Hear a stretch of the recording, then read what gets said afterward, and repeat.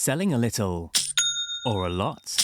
Shopify helps you do your thing, however you cha-ching. Shopify is the global commerce platform that helps you sell at every stage of your business. From the launch your own online shop stage to the first real-life store stage, all the way to the did we just hit 1 million orders stage? Shopify's there to help you grow. Shopify helps you turn browsers into buyers with the internet's best converting checkout. 36% better on average compared to the other leading commerce platforms. Because businesses that grow with Shopify. Get a $1 per month trial period at shopify.com/promo. Shopify.com/promo.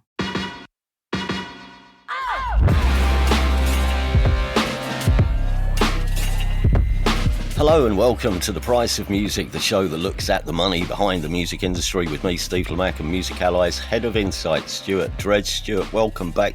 You've had a busy week. I've had more emails from you this week, I think, than at any other point during the year. There's so much going on, it seems. There is. It's supposed to be kind of quiet in summer, isn't it? But I can't remember the last summer that was quiet. Yeah, sorry about that, though. I mean, some of those emails you could just delete straight away, I'm assuming. It is a serious question, though. Does the music industry not go on holiday anymore? Is there not a time where all the MDs have agreed to have 2 weeks in the sunshine? Not together, but they've all decided we'll just agree to stop arguing or being at war with each other, and we'll just take a break. Does that not happen now? I don't know. I mean, even I always used to think that Q1 was a quiet time because all the releases were before Christmas. But even that is I guess it's streaming's fault. Like many things, it's streaming's fault. Everything is just all year round now. There's always work to do, deals to be done. You don't have that kind of quiet period. Yeah. It's a shame. Hey, I've got a question for you right before we get to this week's news, because this is a conversation which I don't know seems to be constantly doing the rounds, or at least it comes up at least once a month, I think, when somebody prints a story speculating about a possible Oasis reunion, which I still think is probably certainly quite unlikely at this particular time. But here's the question for you. What do you think Oasis would be worth to a promoter? How much do you think someone would offer Oasis to reform? Any guesses? So, based on the last time I saw them live, which was Finsbury Park, about 40 quid. About 40 quid. Because it was dispiritingly awful.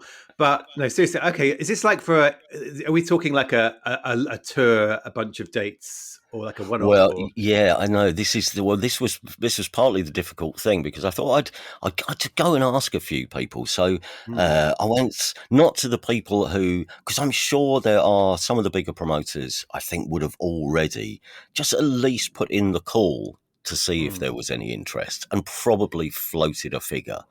But rather than talk to some of them, I did talk to a couple of people who are very high up in live music, including a couple who've been in the industry for a very long time. So they're pretty expert at this because they're at the top of the industry. But as you say, the problem is it's like trying to value a house without knowing the size of the house or where the house is, because we don't know how many gigs they would play or what size venues, where they would play. This is all, it's all open for debate, isn't it? But let's say, I was saying, maybe a run of 6 gigs, stadium gigs. What do you reckon? I mean, even if you wanted to just have a guess at one big gig, how much would they be worth, do you think? 5 million? Wow, it's the right answer. No, £5 million is what one of my contacts said. Wow. Is probably the figure.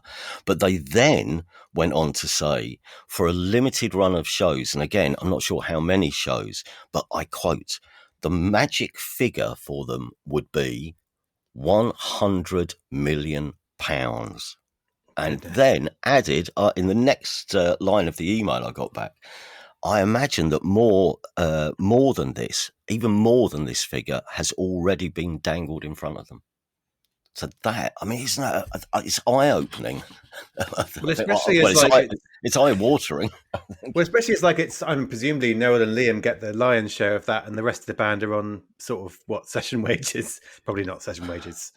I know. That's like a lot of money, isn't it? Yeah, it is. It's a huge amount. I mean, obviously, I mean, this is all a moot point if the brothers don't want to do it. But as I say, I mean, I imagine every so often, though, the phone call does come from a big promoter saying, have they changed their minds? Yeah, because I mean, I'm old enough to have worked on the New Musical Express news desk when every year a rumour would go round that the Smiths were talking about a reunion. And each year, every year, of course, the rumoured amount of money just went up and up and up. But we shall see. Anyway, some actual news for you. Some new figures show that UK music sales are growing faster than sales of video games. Tell us about this. Where did this figure come from? This comes from ERA, the Entertainment Retailers Association. They track music sales, they track streaming, they also track sales of games and video, Netflix, all that stuff. Mm-hmm. So they're one of the few people who've got those comparative figures. And yeah, they've put the numbers out for the first half of the year, but it's kind of quite a qualified thing in that it's just sales. It's vinyl, CD, and download sales for music, but not streaming subscriptions, not streaming ad revenues. Right. And yeah, music went up 7.9% to 163.8 million. Vinyl's up 13.5% to 86.3 million. Driven by two things. Can you guess what two things drove vinyl growth this year? It's probably the 58 different versions of the Taylor Swift album / albums. Right, that's one. I don't know what the other one is. What's the other one? Record Store Day. So, is it? Right. Yeah, those two things were picked out as the things that have driven vinyl. And so the other thing is this it's just basically half year figures. And yeah, video, so Netflix and so on. Not Netflix. Video is on demand video and downloads and things. It's not streaming subscriptions.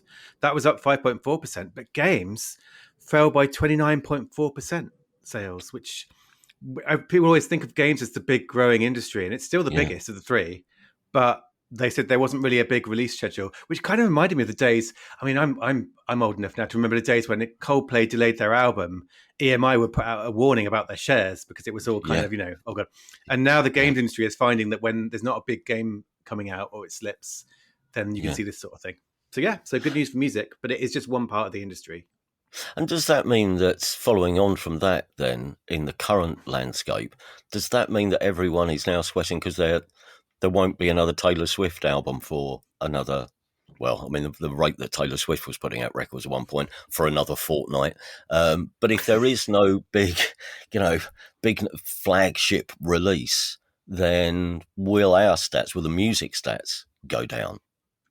I think there is that risk because sales are vulnerable to that, because with streaming, it's kind of quite stable in a sense. In that if there's not one big album, streams still are big. But yeah, with this, if Taylor Swift hasn't got an album out in the first half of this year, which is probably quite likely because she's still doing the reissues too, isn't she? Yeah. I mean, Ed Sheeran probably maybe is due one then. Like, if you're the music industry, you're looking for who's going to be putting a record out.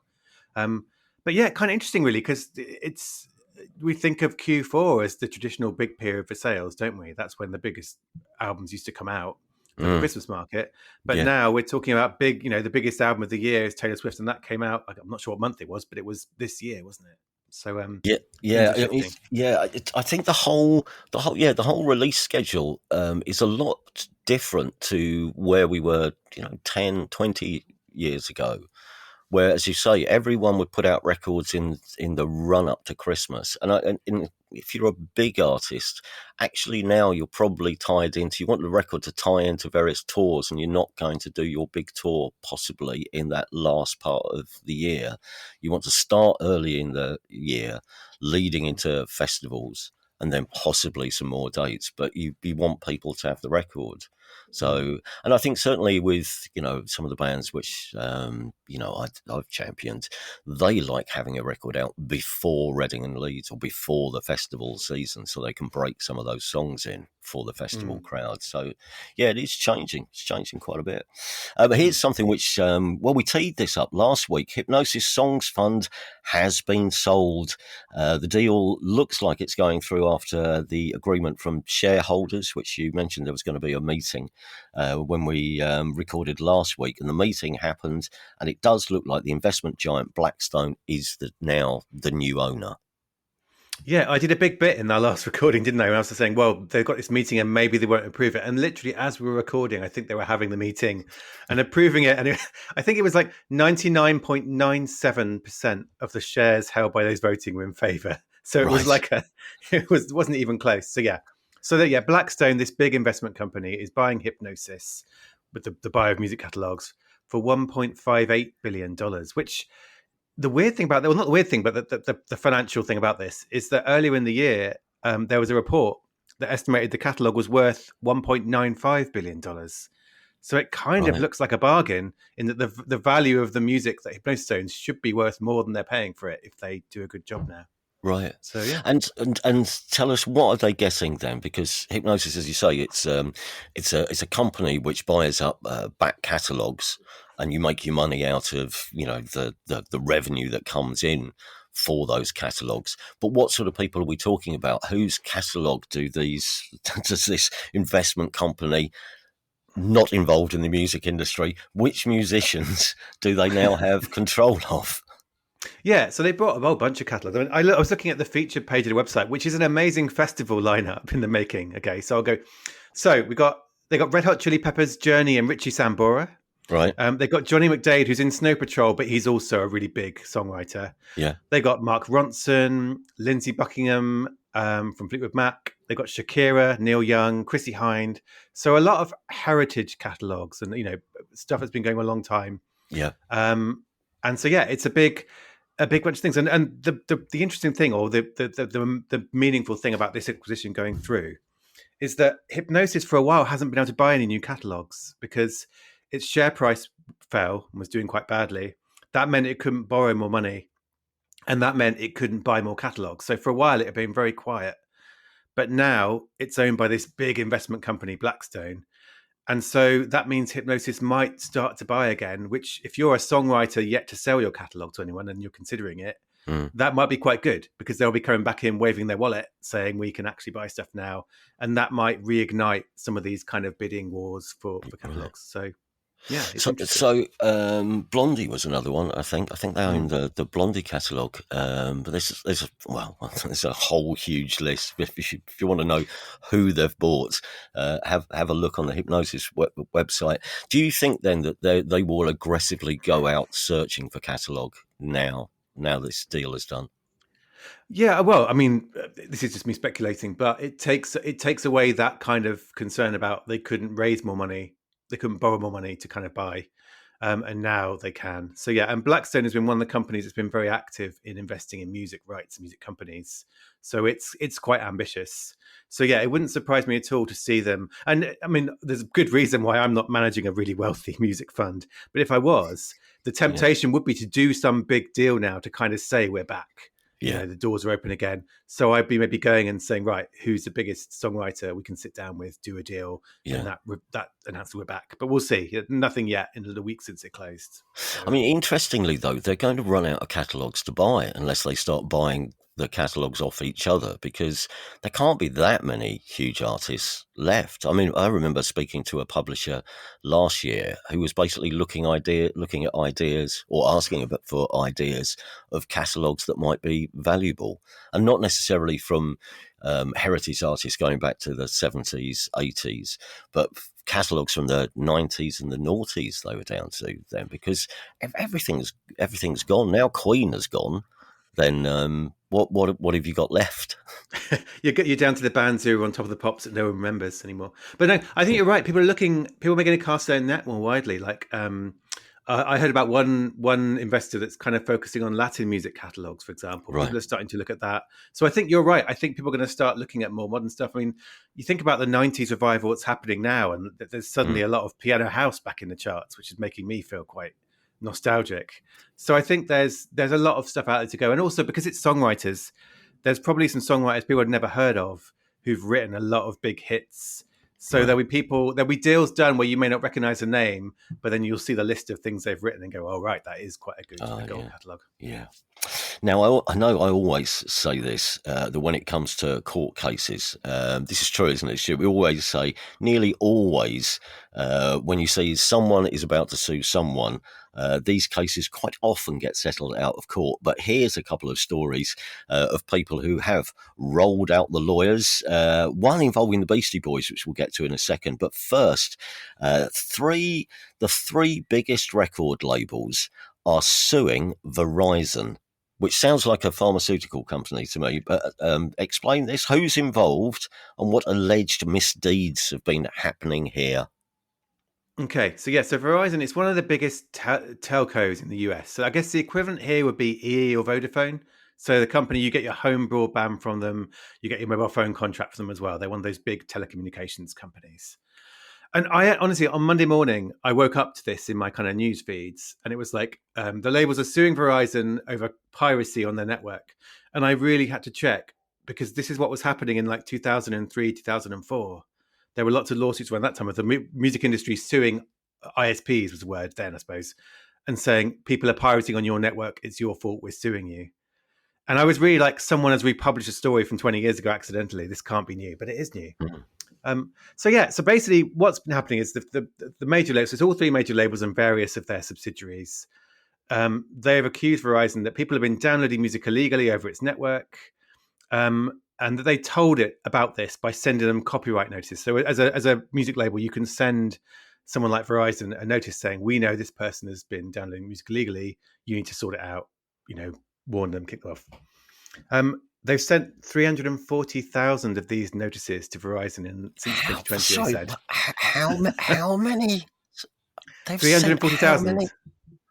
Okay. And the best thing, there's some really funny stats in it. So I think the key here is what the labels are saying is it's not just that people are downloading music illegally who are your customers. It's that some of them are doing it a lot, and we're spotting them a lot. And they were saying apparently one person generated 4,450 of these notices. So one person is pirating a lot of music in 2024. When you think, I mean, piracy still happens, but you do tend to think you could just be on a free streaming service now and be legal. But the key here is that in the US, it's a very kind of specific legal point that what the problem is if the labels tell Verizon about this and it does nothing, then that's what they're suing it for not doing anything. And then that's when it becomes, in their eyes, liable for this. And they sent this list, and this is one of the most amazing court filings to receive, I suspect. Attached to this lawsuit was a list of 17,335 music tracks that the labels say have been downloaded illegally. And they're seeking up to $150,000 in damages for each one of those. For each one. That's the kind of the statutory limit of damages for this kind of case, which means if the labels won and if they're awarded the maximum damages, and that's two big ifs. Yeah. But if that happened, that's $2.6 billion, which is, and the thing there is, and I sort of wrote this and felt like maybe some labels would come after me, which happily they haven't so far. I'm not sure if you win a legal settlement of that kind, or if you settle for less, I'm not sure you're obliged to pay that to your artists. I think it just comes in as like a legal settlement. Right. So looking forward, if the labels win this case, or if, as seems more likely, they settle out of court, there might be some questions about, well, what's going to happen to that money? Are you going to share it with the artists and songwriters whose songs were being pirated? In theory, they don't have to, but in practice, I suspect there would be quite a lot of pressure to say, well, hang on a minute, this is not just money that's come in from anywhere. It's money come in based on our music we've created. So that's going to be interesting. That's the kind of twist. Maybe 20 years ago, no one talked about that sort of issue. It was just labels suing tech companies. Now I think there were people saying, well, if you win, what are you going to do with the money and how will it be shared equitably? But I mean, I think there have been similar cases before. They've tended to be settled out of court because in the past labels have won. So I suspect we'll see an announcement of settlement. But how long that takes, I don't know. Are you suggesting that they should feel morally obliged to pass on the money to the artists? I think so. There was when Spotify went public, and the labels had shares in Spotify, and they got windfall money from selling their shares. There was a big discussion then about actually you don't have to pay this money to your artists. It's not like royalties for specific songs. But you should, because it's their things, their music. And back then, all three labels announced, yes, we are going to share that money that's come in with our musicians. So I think nowadays, if we're going to see this kind of lawsuit and there's these huge amounts of money being talked about, albeit notional, I think it's going to be part of the conversation. Okay, so if you win, what happens to that money? Are you going to talk about it? Be transparent. But I mean, it's one of those things where it really does feel. I mean, reading through the lawsuit, it mentions BitTorrent a lot. That's not a word I've not thought of for several years. You know, it really is. It's like I mentioned in 1990s. This is like the 1990s revival of music legal lawsuits. So we've seen a lot of this before, but now, labels are still unhappy with what's happening. Want a website with unmatched power, speed, and control? Try Bluehost Cloud, the new web hosting plan from Bluehost, built for WordPress creators by WordPress experts. With 100% uptime, incredible load times, and 24/7 WordPress priority support, your site will be lightning fast with global reach. And with Bluehost Cloud, your sites can handle surges in traffic no matter how big. Plus, you automatically get daily backups and world-class security. Get started now at bluehost.com. That's one case. Here's the other, which I really wanted to mention, because of a certain fact that I didn't know until I started reading up about this. Which also, if I hadn't have loved the Beastie Boys already, this would have had me absolutely standing and applauding from the back benches. But the Beastie Boys have sued the restaurant owner Brinker International for allegedly using their 1994 hit "Sabotage" in social media promos for the Chilli's restaurant chain without the band's permission. They allege that around November 2022, Brinker posted these ads for Chilli's on social media featuring Sabotage, but without having got a license to use the track. To add insult to injury as well, and this was some brass neck of Chilli's, the video clips appeared to be, they were like a pastiche of the Sabotage video, the one directed by Spike Jones. So the Beasties are now looking for at least $150,000 in damages, claiming that the ads gave obviously the false impression that the Beasties would promote this particular restaurant. And I mean, obviously we know some artists are vehemently against their music being used without their consent, particularly in ads, where, as they say, it looks like you have sold your soul to whatever commodity your music has turned up advertising. In fact, as far as I know, the Beastie Boys have done this before. I think they've sued various other firms in the past for a similar thing, for taking and using their music without getting permission. What I didn't know, and here's the brilliant fact, this is something which I actually found in the Stereo Gum report on this story. Apparently, original Beastie Boy Adam Yauch, who passed away in 2012, I think, he had it written into his will that their music wouldn't be used by third-party advertisers, in his will. And obviously the remaining band members are staying true to this. In his will. That's what you've got to do. That is lifetime copyright. But yeah, I mean, obviously there's money to be had, but I guess the payoff. I mean, some artists would. I mean, it would help some artists' career if they sold their music to whichever big brand was looking for some music to soundtrack an advert. But there is always the chance, though, isn't there, that you might, although you fill your wallet, you might just damage your reputation quite severely by doing it. Well, that's the thing, and it's kind of interesting because Chilli's might get off lightly here, because I think you mentioned the Beastie Boys suing other people. They sued a brand called Monster Energy for using their songs in ads, and they got $1.7 million in damages then. This is kind of but it's this weird thing. So yeah, I think in this case, I mean, it's like you say, the brass neck of making a spoof of a Sabotage video. There has been a running issue about, so if you or I are on TikTok and posting a video, as we often are, we can just pick a song that's in its catalog and we can put it in our video and we can use it, because TikTok has got licenses for user-generated content by the likes of me and you. But if you're a brand, you can't do that. It hasn't got a license for you to use any old song from its catalog. You have to go and get a sync license, like you say. And Sony Music has sued several brands for this, for using its music in their social media posts without a sync license. So this is like an ongoing issue. Like, I think And it gets back to the Cannes Lions recently, the advertising conference. A lot of brands nowadays, they're kind of posting on social media like people. I don't know if you've noticed this. They'll be like quite wisecracking, humorous accounts as if it's like a person rather than a brand. But that doesn't mean they can just use any music like a person would. And so that's where you can get caught out. So yeah, it's. I mean, this. Should I say my usual? This will probably get settled. You would think it. You would think it would. But yeah, there's an issue here about if you're a brand, you can't just go and pick music. And I mean, maybe if you're a young marketing person, you don't know about MCA's will and what he said.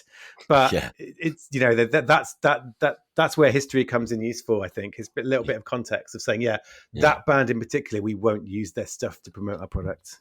But more buying and selling next. Well, buying.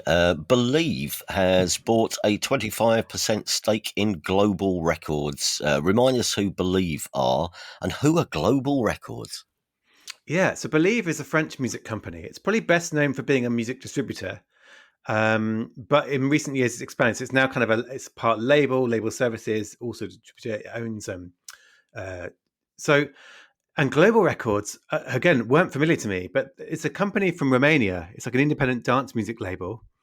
And looking down their lists of artists, their big stars are Inna, Antonia, Carla's Dreams, Irina Rhymes, Minelli, sadly not Lisa, and Sicko Toy. So like artists, again, that I wasn't familiar with. But this label's music has been streamed more than 20 billion times and more than 6 billion times last year alone. So it's a really big independent label that is kind of based in that kind of Central and Eastern Europe area. And bear in mind, we talked, I think, do you remember that show recently? We talked about Maven Records, the Afrobeats label. Yeah. And they got to 6 billion streams for their entire lifetime. And then Universal Music bought a majority stake. So Global Records is, it's more than 3 times that total. And now Believe is buying into it. So it's just, I guess the bigger picture is it's global music companies looking at some of these territories, Africa, Central Europe in this case, and going, right, there's stuff going on here and we want to be part of it. And part of the reason for buying into these things is you think that music could actually reach a bigger audience globally too. So Believe will be hoping to bring some of those to everyone. Is it also an acceptance that, because for a while it felt like British and European and the big American companies had almost given up on some territories because there was so much piracy and the musical infrastructure, well, the industry infrastructure was quite poor. And they knew that they were bootlegs flooding the market. I mean, during the 90s and the noughties, there was just bootlegs flooding all these markets. And it felt like the companies had just gone, well, there's nothing we can do about it, really. We can try suing, but that's about it. But now this seems to indicate that either the industries in other territories which have been previously overlooked have improved and got their act together, or that's just some of the big companies are thinking, oh, there is now some money here, and it's not just a guy with a CD pressing machine knocking out bootlegs at the market. I think that's it. I mean, it's one of the things happening in all kinds of different places around the world. Like I was talking to someone recently about Polish hip hop, which is apparently having a really big moment. Local, I mean, this, I'm not just... No, I mean, this sounds brilliant. Honestly, this sounds brilliant to me. If there is a thing, if Polish hip-hop is a thing, the first thing I'm going to do after we've finished this is to go and find some Polish hip-hop to play on the radio on Monday. It is, and also German hip-hop. There's a lot of countries in Europe that are having suddenly these really strong local rap scenes. They're rapping in the local language. They're not giving a toss, really, about breaking America, breaking the UK. And they're doing really well, and they're selling out stadiums and streaming well. And what that does is once you have that happening, that just stimulates investment. It's worth investing in signing more artists from there. The big major labels are kind of putting more resources there. So you are seeing this, like you say, it's turning around. It's not just anymore like, oh, well, that part of the world, all we care about is if we can export our American and British music to there. And if it's lots of piracy, then it's not used to us. Now it's about actually there are artists doing really well in these places. So someone like a Global Records, which has built this really strong audience and business from Central and Eastern Europe, you can see how it's been. And I think the same day this broke, Warner Music announced they were launching Warner Music Balkans. So that was kind of covering Croatia, Serbia, Slovenia. So just an example of how this particular territory, big global companies are going, oh, there's something going on there and we want to have boots on the ground and establish it. Yeah. All right, we'll finish with a couple of stories which involve new tech. Now, you know how dismissive I was last week about virtual merchandise? Now, there's a K-pop band who are offering tickets to a virtual reality tour. Tell us about this. This is your happy place, isn't it? It absolutely is. So this is a company called Amaze VR. They're one of the startups who are exploring like how can you experience music with a VR headset? And they invented this idea of the VR concert tour. They did it with Megan Thee Stallion first, and now they're doing it with Tomorrow Times Together, or TXT, who are like a K-pop band. Right. So how it works is they'll film a concert, like a real concert in something, and they'll produce it to be watched using a VR headset. So, it's happening all around you, it's the idea. Mm-hmm. But the tour aspect is, as a fan, you buy a ticket to go and see this concert in a cinema. But instead of watching a big screen, you sort of sit down, you're given a VR headset, and you sit down and watch it in a cinema, which kind of sounds to me, I'm always like, well, why wouldn't you just have it at home on a VR headset? But obviously, if you haven't got one. Yeah. But so they're trying to recreate the atmosphere of a gig by putting lots of people in a room all watching the same gig. With helmets on so they can't see each other, which is a few years ago, there was I think it was at the Mobile World Congress show, Mark Zuckerberg did a keynote speech and everyone in the audience was given a headset to wear. And so the pictures of Mark Zuckerberg striding down the aisle to the stage with everyone around him with like a VR headset on, it looks like some kind of dystopian scene. But so with this, I don't know the price yet. They're selling tickets this Wednesday in the US and South Korea, but I think it cost $40 for Megan Thee Stallion. It was good money. Yeah. And then with that concert, they eventually, Amaze VR's got their own app. You can, if you've got a virtual reality headset at home, you can watch it, and it cost about $10 then, so you could sit. So it's interesting. I mean, I don't know how I feel about it really, because in some ways, I mean, I grew up being in the mosh pit at concerts, and I'm of that generation. It's like nothing compares to being surrounded by people in a room sharing that experience physically, But at the same time, one of the interesting about VR is, one, it lets you go somewhere maybe you wouldn't go. Like you could be in the mosh pit if you don't want to be in the mosh pit in real life, or if you have disabilities or anxiety or stuff that stops you going to physical concerts. VR is an interesting, a step on from just watching it on TV. So there's interesting things here, but it does also sound a bit strange going and sitting in a cinema with a helmet on watching. I mean, if you are a super fan. And you've already been to the gig and you want to go again, that's one thing, I suppose. There will be people who would watch the same. I mean, it'd be hypocritical of me to say, don't go and see the same thing more than once, having been out on tour following bands for the last 30 years, to sing the same set night in, night out, although it's never the same, obviously.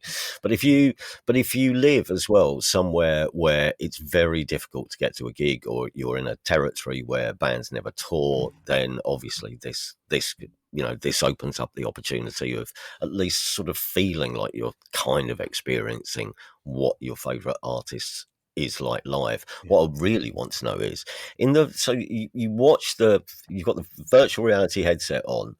Is there? But I presume there'll be a real. Actually, it's a cinema, so is there a real bar? God, just imagine when you get to the boring song, the one you don't like, and you think, well, this is the point where I'll go to the loo.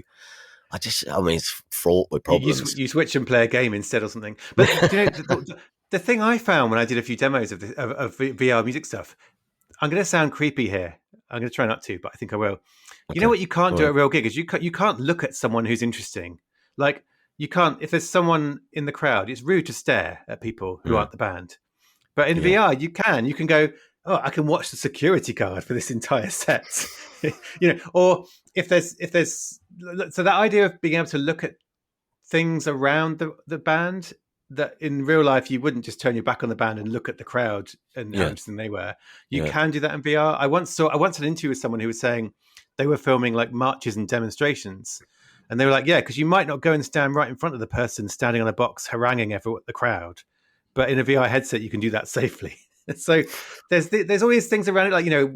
I think to me it's never going to be as good as being a physical gig, but what are the things it can let you do that you wouldn't do at a physical concert? And maybe that's where the interest lies. But yeah, we'll see.